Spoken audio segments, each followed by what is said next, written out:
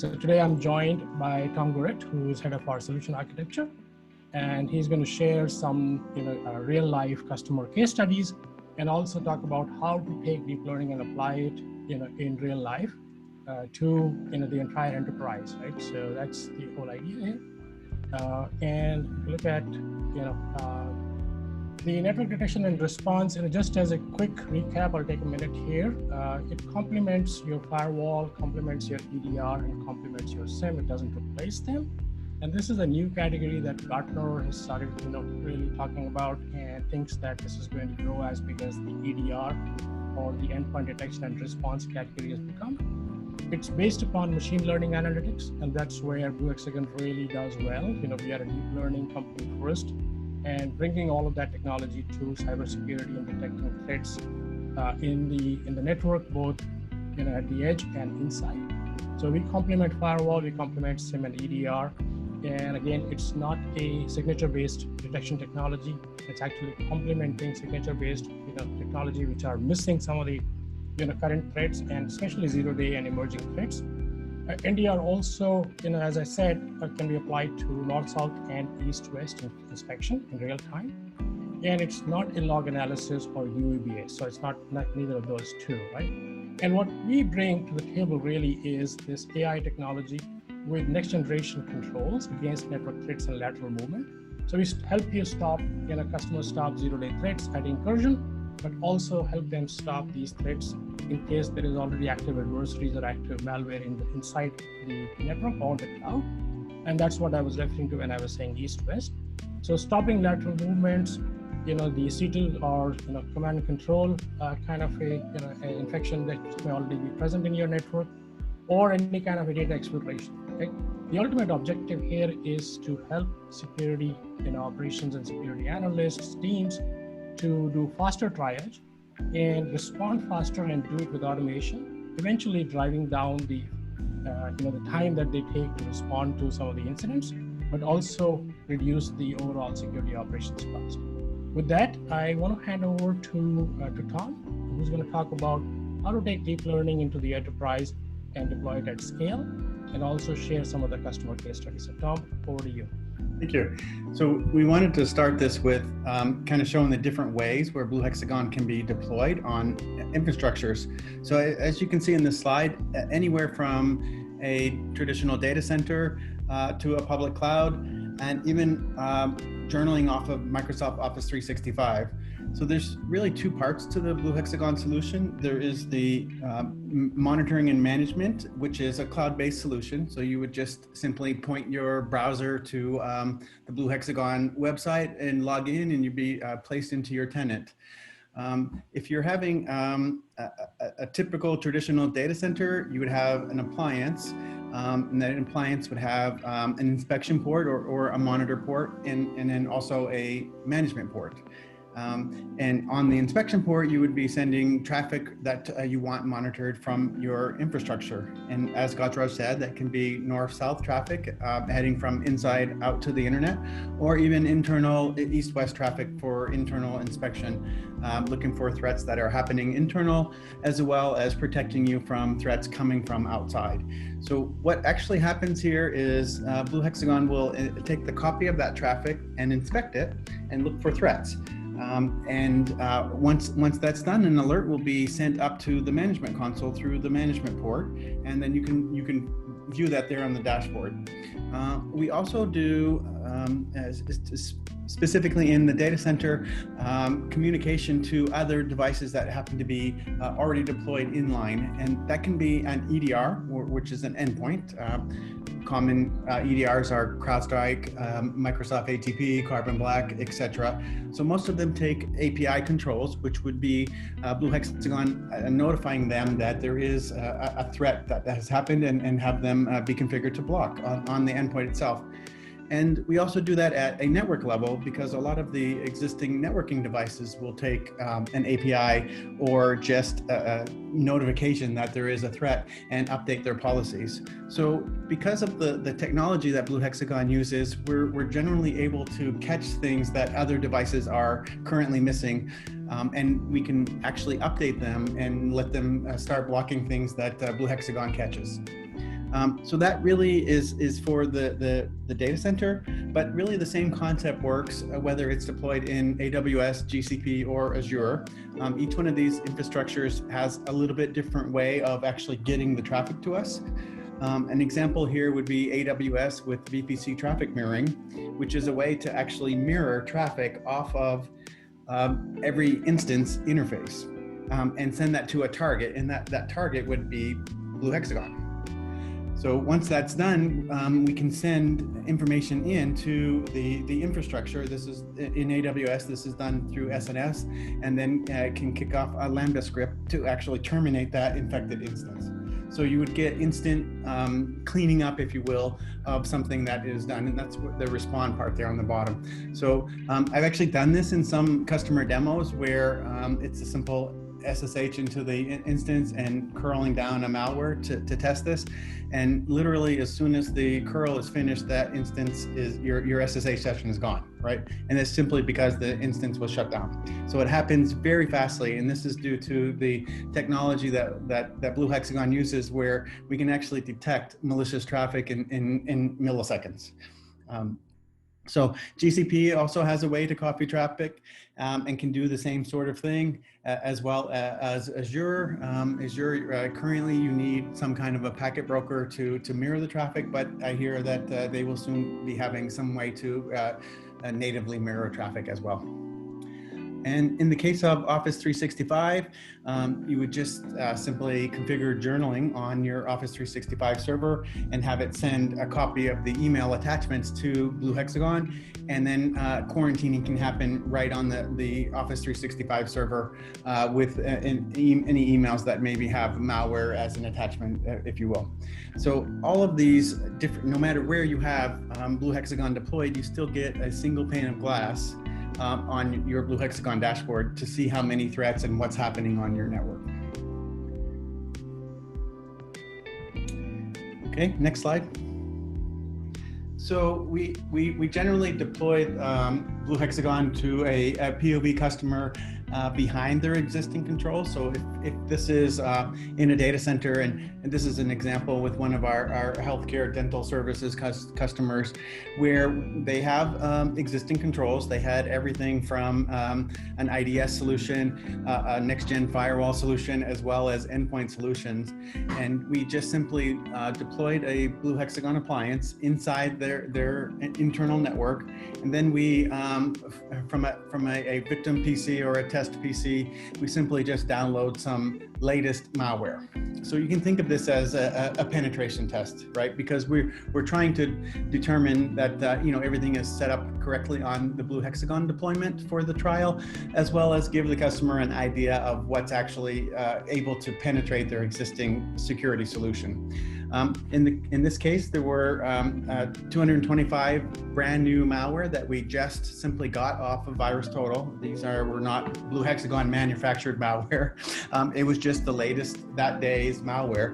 And it was determined that only 45 of them, so 20%, were detected by their existing controls. Whereas Blue Hexagon, just because of the technology that's used, it's not a particular vendor that we're saying we're having a higher efficacy rate against. It's just the AI deep learning technology, as opposed to worrying about if signatures are updated or if the sandbox can catch it in time. So there were 180 malware got through. And these were ransomware and other types of malware. And the first thing that the customers that we talk to think of this is, well, are these really malware? Did 200 really get through? And they have basically two choices there. They can go ahead and try to test each one of them and get or test a few of them and get an idea of, were these really malware? And I know ahead of time that they were, because I know where they came from. But if you just simply wait a few days and test again, you'll see that the next-gen firewall would start to catch some of those in a few days or so. And that's really, that means that they're letting things in and catching them later. Where if you use Blue Hexagon and had it configured to communicate with the existing controls, you can catch them in milliseconds as opposed to days or even weeks. We did the same sort of thing at another one of our reference accounts, and that happens to be an insurance broker, where we're inspecting mainly their email traffic, and the same sort of thing. They have lots and lots of attacks coming in via email. And Blue Hexagon was able to catch the attacks, and you can see here by these numbers that we took the same threats and tested them a couple of days later, and then even almost 2 months later, and we noticed that what actually happens here is that the existing technologies get up to about 85%, and then they sort of stay there. And that's because the devices that are deployed in these environments are only allowed to have knowledge of so many threats. And unfortunately, the whole process starts again. So something that they caught 2 months ago, if they're getting attacked, they'll forget and then have to go through the process again of learning that one. And it's really just because the devices that are mitigating here are signature based, and they can only hold so many signatures, if you will. Whereas Blue Hexagon does not use signatures and does not sandbox. We actually scan every sample and determine if it's malicious or not. So we're not keeping a database of, oh, these are known bad samples, for example. We are just simply scanning every sample and running it against our logarithms to determine if it's malicious or not. We also want you to know that we have obviously offers around doing trials for customers, and we have a guided tour set up where you can actually get a look at our UI and have a guide take you through that. So obviously, if you're interested in doing that, please let us know, and there's a link here to where you can sign up for that. Yeah, thank you, Tom. So this is the link on our website, bluehexagon.ai/ISACA-OC-tour. So if you sign up here, you'll be able to see it firsthand on your own how deep learning actually works and how cool it is in terms of providing you the threat information, having one console to see all of your entire enterprise, threat posture, and also see some of the network detection activities that we are catching. Thank you so much, Victor and team. I appreciate it a lot. So now moving forward, we are very pleased to have our speakers here. So one of them is Irene Liu. So Irene is a partner at PwC Singapore who specializes in risk and regulation for the banking sector, as well as impact organizations. She's also a regular contributor and author at Regulation Asia. It's a digital media channel that is focused on providing insightful analysis and practical recommendation on financial regulation across Asia. So without ado, here's Irene. Thank you so much, Pauline, for the introduction. So let me share my screen here, and just to make sure that everybody can see it. Right? Okay, thank you so much, Victor. Okay, so first of all, thank you, Pauline, so much for the nice introduction. I thought, it's good to see all of you over here today. So maybe instead of just introducing myself, let me share with you, in terms of what we have observed so far in all of the so-called regulatory incidences, and breaches around the world. So, and this will give us a bit of a flavor and intro into the section today. Okay. So first of which, I think all of you should be pretty familiar by now. Marriott, that was a few years ago, in which there was a security incident on its hotel reservation systems, and it was compromised. I'm pretty sure they were not using Blue Hexagon at that point in time yet. So there was static information from the customers that was being used. So credit card information, passports, all this information were actually being exfiltrated. So, the forensics, revealed that the cyber attack actually have occurred since 2014, which means to say for 4 years, it went undetected. Now, this is quite a huge risk to the company. Second thing, Citibank, and I'll be pretty familiar with the banking industry because, I'm doing the risk and regs for financial institutions. In this particular instance, the Bank of England actually fined Citibank for wrongful reporting, despite the fact that even with this wrongful reporting, there were no breaches of any kind in terms of capital or liquidity measures. And this was interesting. Citibank actually produces its reports in Mumbai, in India, and then in London, where they receive the reports, they're supposed to provide some certain controls and governance and reviews over it. Unfortunately, there were still significant errors that were actually noted, and for a period again of 4 years. So these were fined pretty heavily by the Bank of England, and in fact it was one of the largest fines, regulatory fines in history as well. This one is the Basel Committee on Banking Supervision. This arises as a result of a 2008-2010 crisis, whereby banks at a point in time which were too big to fail, the likes of Citibank, Standard Chartered, HSBC, and the likes of the world. What happened was that, anecdotally, when they were requested to ask for the consolidated risks and exposures to particular institutions, which were at risk at a point in time, they took a long time to come back. So as a result, the Basel Committee on Banking Supervision, BCBS, therefore instituted these principles for effective risk data aggregation and risk reporting. So what this means is to say that all banks are required, mandated to, or rather banks that are too big to fail, are required to put in accurate, timely, complete, and useful data for the board to be able to make effective decisions or to manage their risks. So, but which means to say they also need to put in the appropriate data governance and infrastructure as well.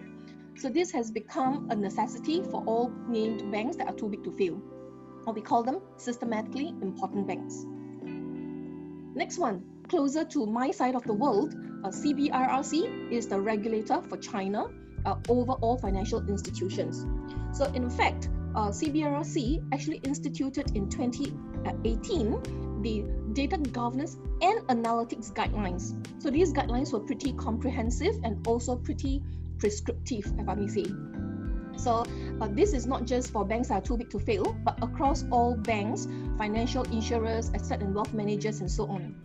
So what CBRRC wanted was at a point in time to say, banks, please make sure that you have good data governance and controls, especially over your critical data elements in the bank, and to ensure that there's good data quality in the reporting in itself. So 2 years have passed. In April this year, they performed a review across the banking industry, and they were just starting on their phase in itself.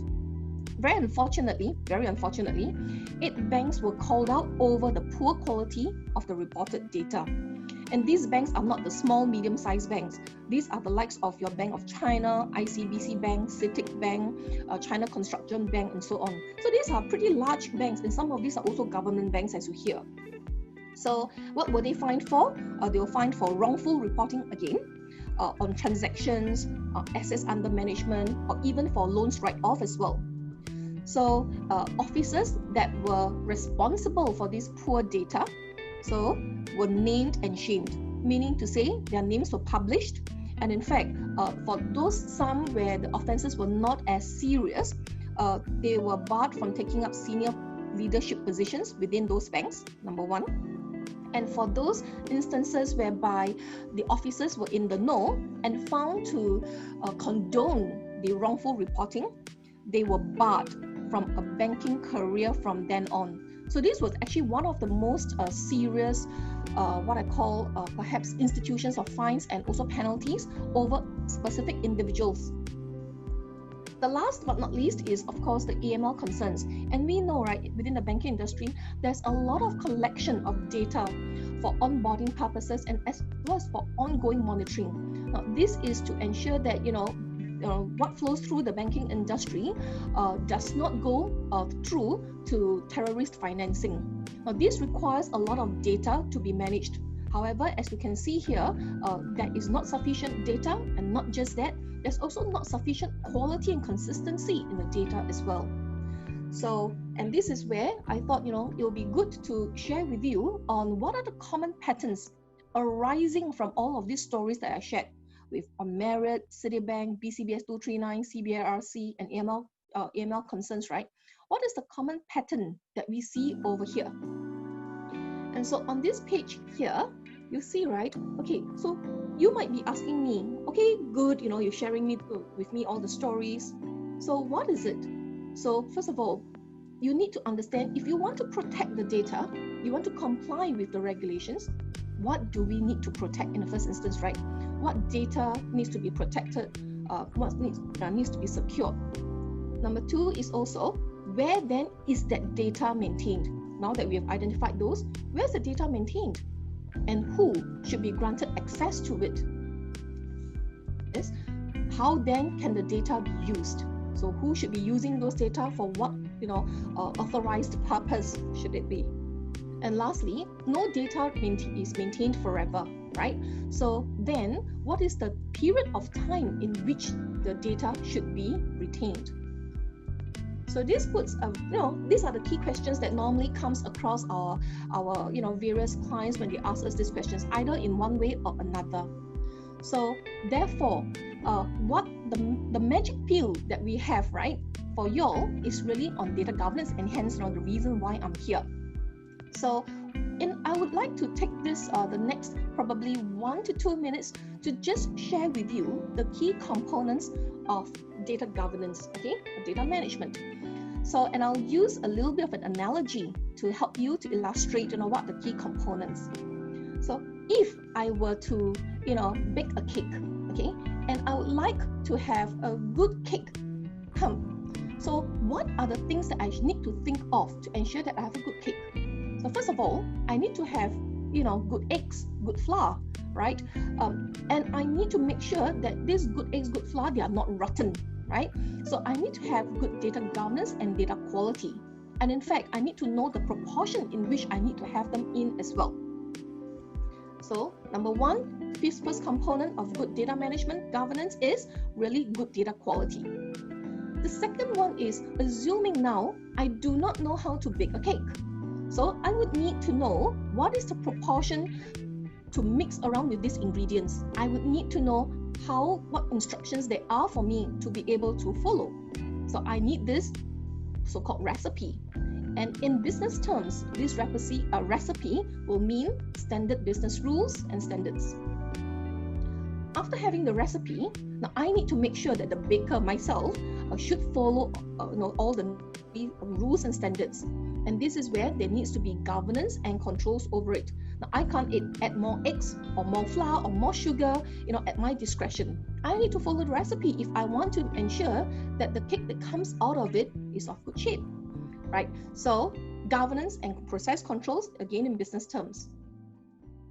Next part of it, now having all the good eggs, good recipe, mixing them in the right proportion, still doesn't get me my cake, because I will still need an oven. Well, I can bake it, over the stove or whatsoever, but it will take a long time. And so that's not the right way, right? And so in business terms, we don't want to put in manual processes, manual controls, 4-eye checks all the time. They're inevitable, but it should not be inundated across the entire data lifecycle with those. So we need to look at technology and infrastructure. Now, these will be the 4 key components of a good program that will give rise to your good cake, or occur your end product, which is either a risk report, a compliance report, or in any case that matters within the organization. So I hope this is a very simple analogy that is easy to understand and easy to remember on the key components as well.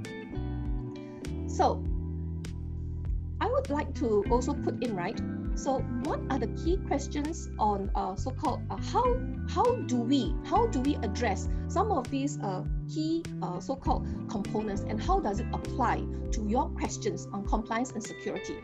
So when we look at what data do we need to protect, now how does data governance come in? So, and hence you have this idea of a CDE, critical data element, and which I mentioned earlier. So critical data elements are elements that are, or rather data that is most critical in a financial institution or in any organization for that matter. Actually, if let's say that data is wrong, okay, you may suffer reputational risk, you may have financial losses, or you may even have, for example, some of these regulatory issues. So therefore, you need to be able to find out what these are and to ensure that these are recognized and agreed upon within the financial institution or the organization. So where is the data maintained? Now, using data governance principles, we have this, what we call the golden source of data in itself. We know that in a lot of organizations, especially complex financial institutions, data is actually stored in multiple instances.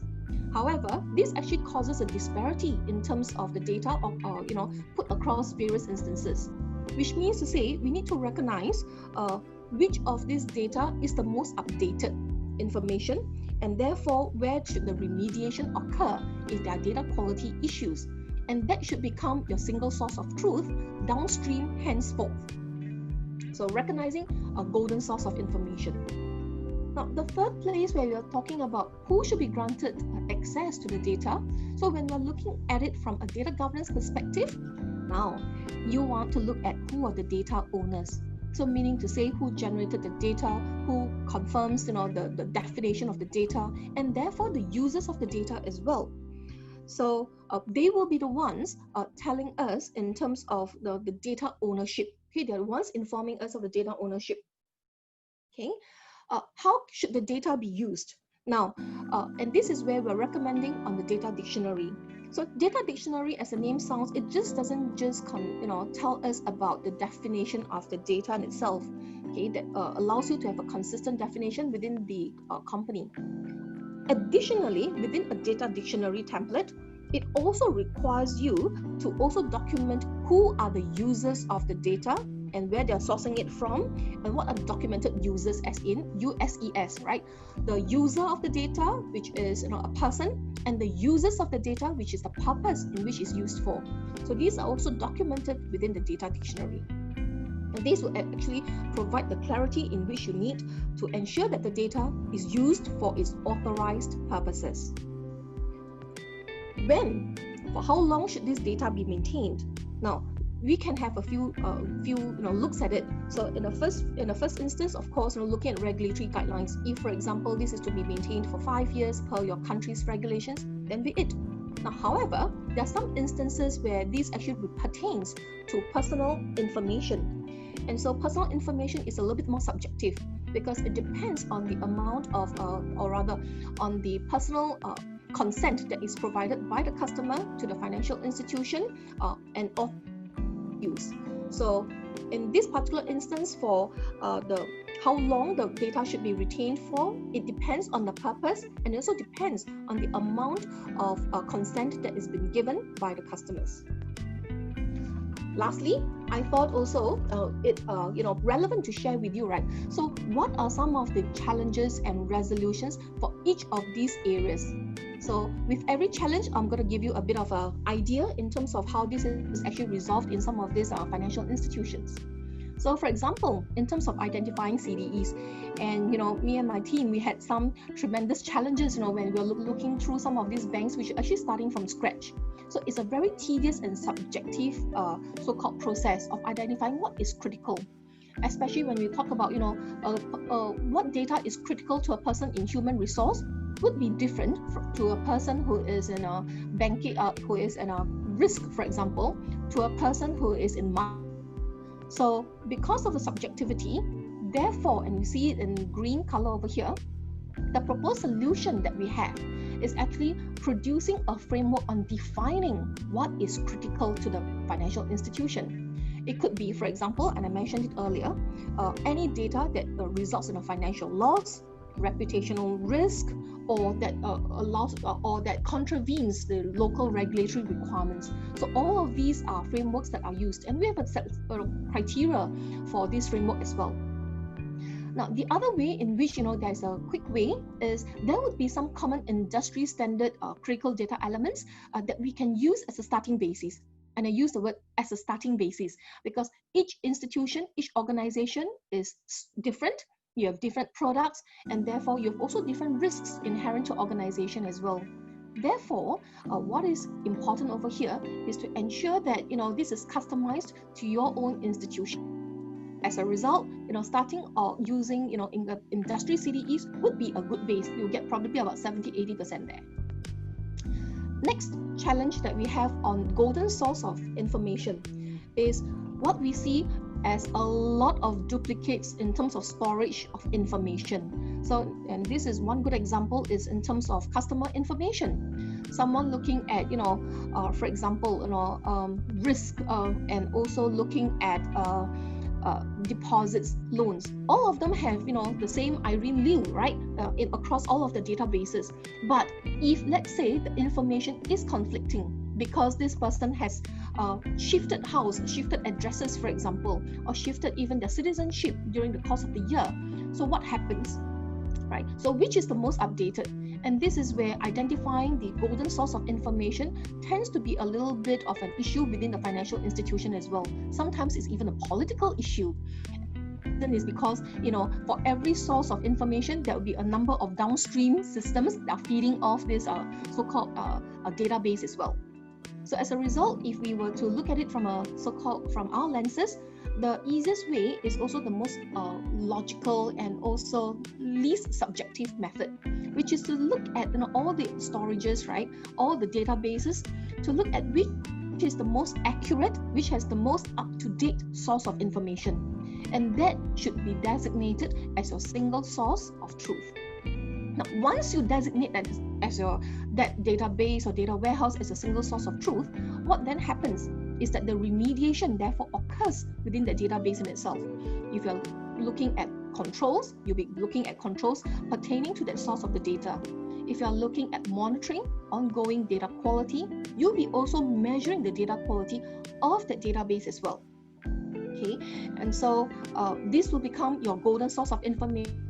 Downstream wise, if there were any other so-called downstream reports or reporting requirements that actually feed off other databases that are not the golden source of information, they're supposed to be replugged as part of the remediation, replugged to this golden source so that they will have the consistency in terms of the reporting downstream.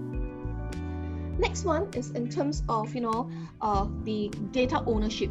And I thought it's important to also share, right, data ownership over here in Asia, it's a huge issue. No one wants to be the data owner, and it's quite funny because one of the constant complaints is always people talking about look, to be a data owner, I don't get additional salaries for this, so I don't want to be the data owner, and they can argue for a long time. So how then can this be done? So when we normally institute data ownership within financial institutions, we look at applying some certain rules of thumb, okay, and who should be data. And these rules of thumb include, for example, identifying by a data domain. For example, this is customer data that belongs to you, and you're controllable. You have controllable instances to manage the data quality, right? You have the right to control, you have the right to change. Then therefore, that you become the data owner for the entire data domain. So a few things that we can look at, in terms of identifying data owners. Number one is, of course, the tone from the top. It must be a directive from the top itself. Identifying by data domains to make sure that this is the most logical so-called people who are involved in the data quality. And finally, also putting in some of these logical rules of thumb as well in terms of who the data owners are. Next one is in terms of a data dictionary. So data dictionary has inconsistency in terms of definition within the organization itself. What it means to one party is actually may not have the same meaning to another party within the organization. And so, when we have that documented within a data dictionary, what happens is that first of all, we can adopt industry standards. And also, after that is done, it's not to be kept within the drawer of the person who actually collates information. And we've seen that happen in some of these institutions whereby, after it's already adopted, but there was never a publication. And because it's not published, no one knows what exists in the data dictionary. So how can the changes be instituted? So what we are proposing is really adopting of industry standards and to have an education on what the data dictionary contains. So in fact, the data dictionary contains a lot of information. It has about 30-40 fields, right? Over there, including where the golden source is, what's the definition of the data, who's the data owner, and then what are the system fields, names, so on, and then as well as who is going to use it downstream and for whatever purpose. So this needs to be published so that there's transparency within the organization. Now, lastly, in terms of data retention, and this is very interesting. I alluded to it earlier in terms of different people with different users and having different retention periods. So how do you then ensure that this can be adhered to, especially just now when I talked about golden source of data. This is where we need to be able to ensure that once you extract this population of data, for example, customer information, and customer information needs to be reported to regulators on an ongoing basis. We need to comply with the regulatory requirements. For the next 5 years, it needs to be retained so that it can be audited. However, there are some certain forms of customer information. For example, what was a credit card spent, and we are doing some analytics out of it, right? And if the customer gives consent, now that in itself needs to be contained into a different database so as to make sure that the usage guidelines are adhering to the customer consent. And so this is where you will need to have that ability to be able to segregate these two sets of information for different users in different areas. So I know that I'm rushing like a train. I'm trying to keep to the timeline. Thank you, Irene. That is a very powerful talk, and I'm pretty sure that Surabhi will be giving us more power to data governance. So Surabhi Jain, she is currently the Chief Data Officer at Westpac Institutional Bank in Australia. Prior to this, she was also the Chief Data Officer at HSBC in Hong Kong and has been the leading force behind data management and governance for HSBC for over 13 years. So Surabhi? So I've been very, very fortunate to work with first-gen CDOs, people that actually started the Chief Data Office function globally, when this title was not known. So I have had the opportunity to learn a lot from the mistakes we have made along and from our experiences. So the topic of my presentation today is to talk about some practical experiences. What has my experience been working in this space for 13 years? So sharing a practitioner's view, also looking at some of the challenges and opportunities that I have faced along the way, and some practical tips, what worked for us in HSBC, and what are some of the tips and techniques that you may find useful when setting up a data management program, including data governance. Data today underpins a lot of what we do, more so than ever, and is shaping the world around us. We can see it with the proliferation of apps that we all use on our smartphones, and just how we interact with each other. And COVID has been another reminder of different ways in which we are now leveraging data to do tracking across the globe, and how we communicate the different cases around that as well. So it's been a real game changer. So when we look at the changing landscape, when I started in the data, in the Chief Data Organization 13 years ago, the topic was still relatively new. There wasn't a lot of understanding around data ownership. There was no discussion even around critical data elements. What do they mean? But we have seen a real shift, primarily in the last decade, in this space. So Irene shared some of the examples of regulators releasing regulations such as BCBS 239, which is for globally systematically important banks around risk data aggregation and reporting. Irene also touched base on CBIRC, which is Chinese banking regulation. Closer to home, for us in Australia, we have had quite stringent regulatory policies that have come out as well. So one of them looks at data risk management, so end-to-end data lifecycle management, looking at all different facets. We have also had very firm regulatory requirements where our top executives are accountable. So we call it the banking accountability regime here in Australia, whereby our CEO and the top level executives have to attest that the data that we have, it's of appropriate quality, we have got appropriate controls in place, and are reporting as such. So, and that's where the ownership discussion's been very interesting, because for part of it, I feel the conversation has been taken out of our hands, and it's now coming down through the regulatory angle as well. So there is no choice here. when we look at our customers are expecting more of us as well, not just the regulators. So for example, OCBC, which is a major bank in Singapore, they can now withdraw money by scanning QR code with their phones without the need of using a card. Here in Australia, if I go to an ATM, I've forgotten my card, I'm still able to withdraw money without an ATM card. So our customers are expecting that kind of service from us, and data is at the very heart of that. But even our internal stakeholders, so audit, for example, they are, audit is an area that I work quite closely with. They have an expectation as well that we can provide the right information at the right time to make informed decisions, including our business stakeholders as well.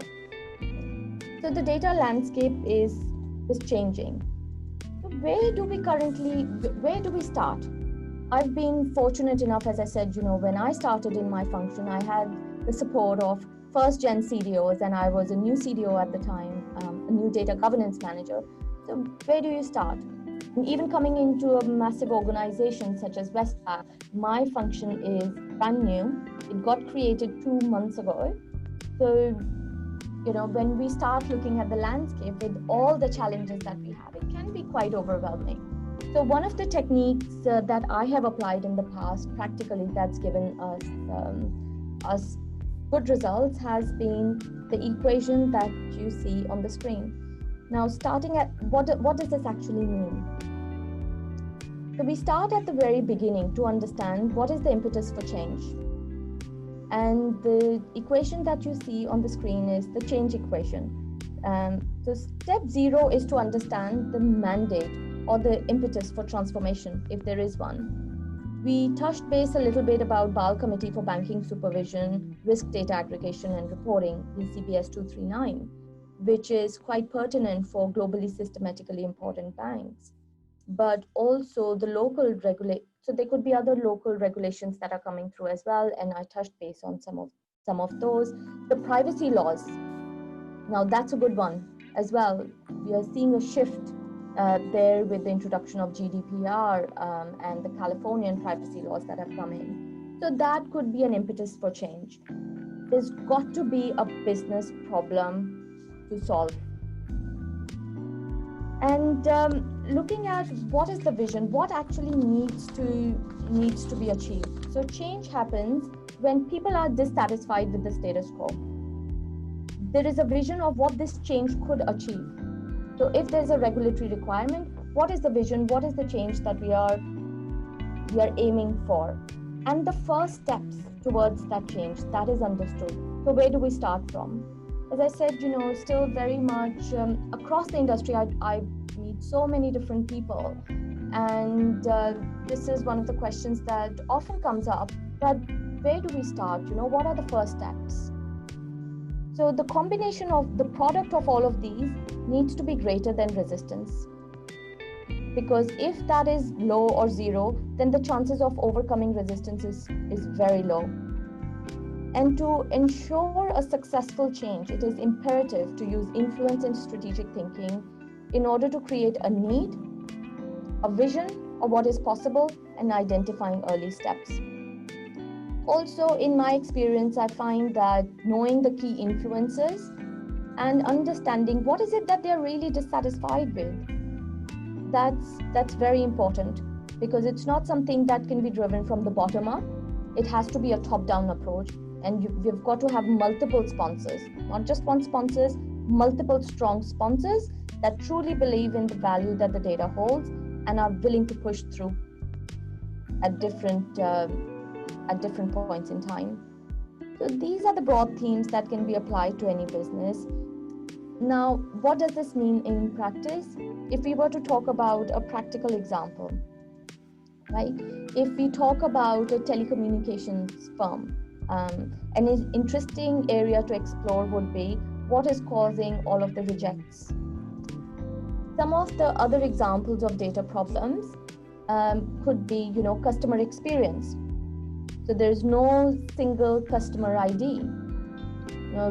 There's proliferation of data across multiple different systems, A customer expects, if I go into the branch as a customer or I've provided my mailing address or my email address to the credit card department, I have an expectation as a customer that that flows through to different products, through to my mortgage account.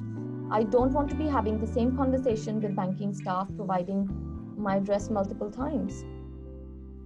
But also from a growth perspective, incomplete and disconnected data, limiting our ability to cross-sell and limiting our opportunity identification for growth. Data again is at the very heart of it. And when doing reporting as well around growth, I find, being able to simply and clearly communicate the customer and product profitability. What are the products that are making us the most money and what's the return ratio on those? So that's again a challenge if we do not have a good data strategy. Streamlining is another great example that I like to use, because in any organization, not just large firms, even in smaller organizations, so much time is spent in just preparing data for analysis, expensive reconciliation exercises. So that's also an area that can be explored to find a real business problem. Data management is a broad area and can be complex and can become complex very, very easily. What is obvious to us as data people is not really obvious to the majority of the people day to day. Tying data quality issues back to business objectives is imperative. And I talk about it a lot in any of my talks where I go, that a data strategy is in response to a business strategy. So as simple as it sounds, it really is the key, having a clear business problem to solve. Data security is a hot topic. I won't go into it in details. Irene touched on it, and we have seen, Facebook, Cambridge Analytica case that really brought it to light for globally for the entire world. Ethics is an interesting area, and in Asia Pacific, we are absolutely seeing more and more conversation around ethics. So that's also a great conversation starter. Data privacy. I'm sure that is closer to you at home with the state of California passing new laws in June 2018. That is their version of GDPR. So GDPR was General Data Protection Regulation that came out in May 2018. And CCPA, California Consumer Privacy Act, came out in 2018. And these have had a real impact on the day-to-day for all businesses. The law requires each company to provide consumers with categories of third-party data, the third parties that we are sharing their information with. The right to be forgotten.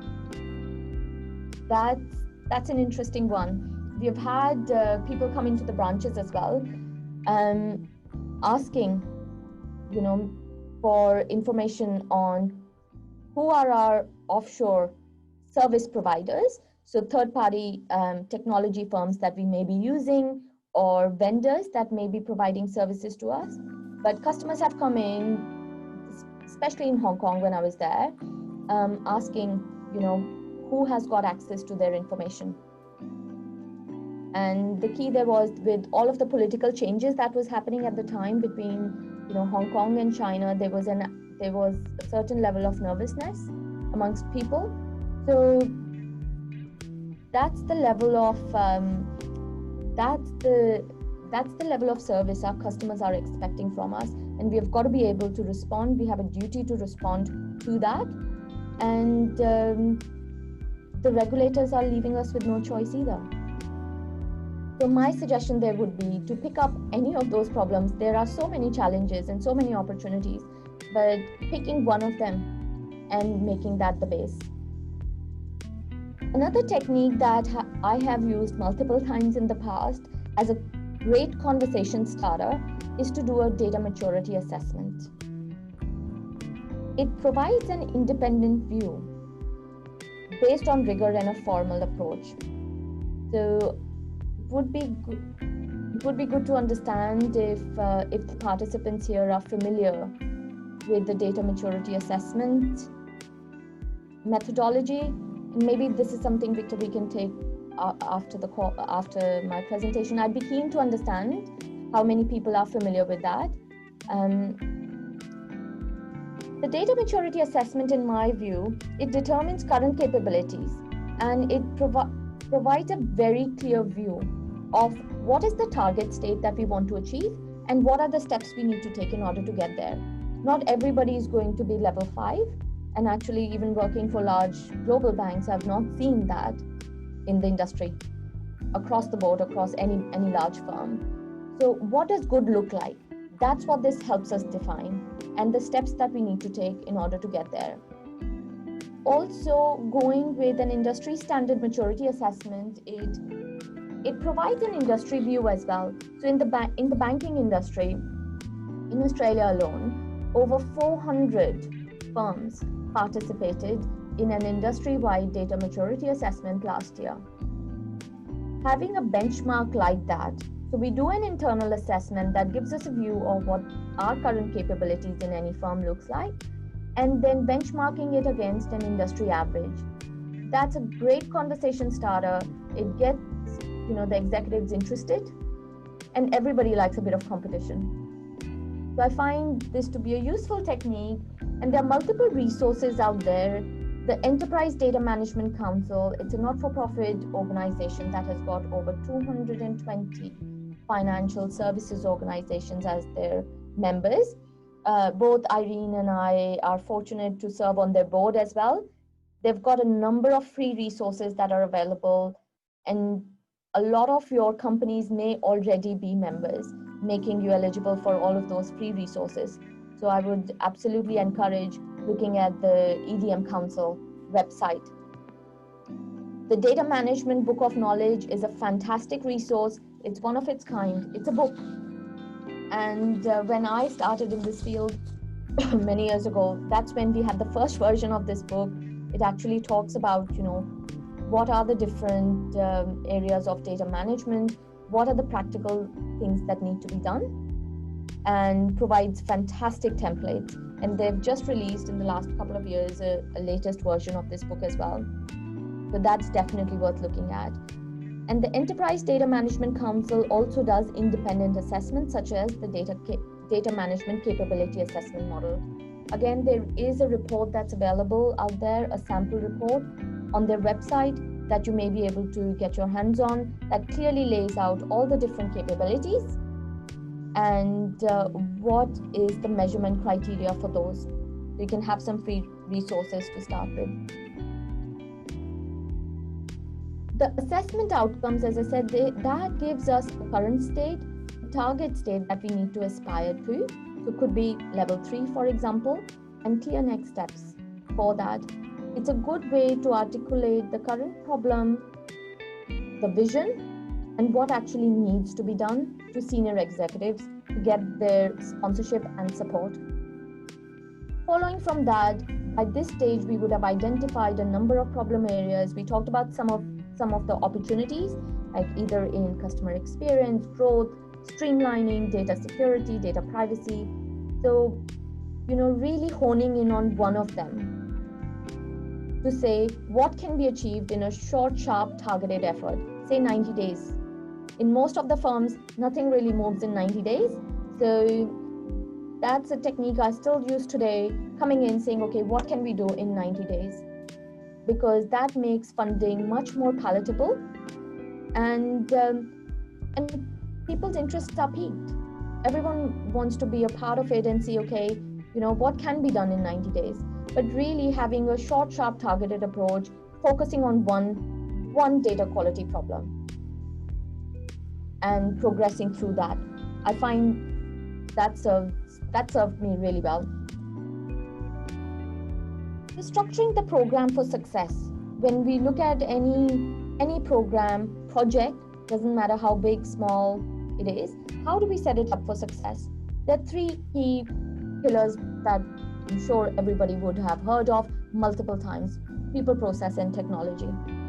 So in process, what are the things that we can look at?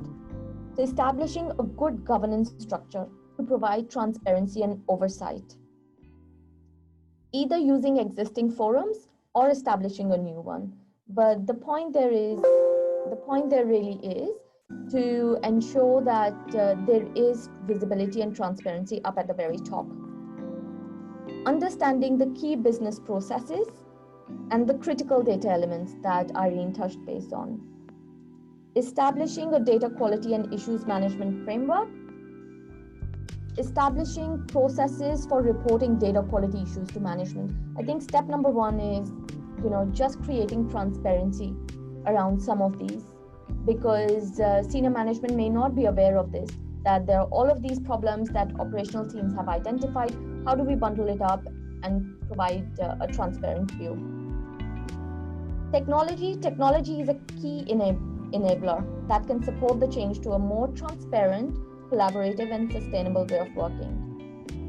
Having a basic set of tools available for issue logging, tracking, profiling, and reporting is so valuable. And even if you don't have access to fancy tools, a lot of it can be done on tooling that is available free online. And those that do have access to some of the tools like Pandora from Experian, that's fantastic. That can spit out results in a couple of days.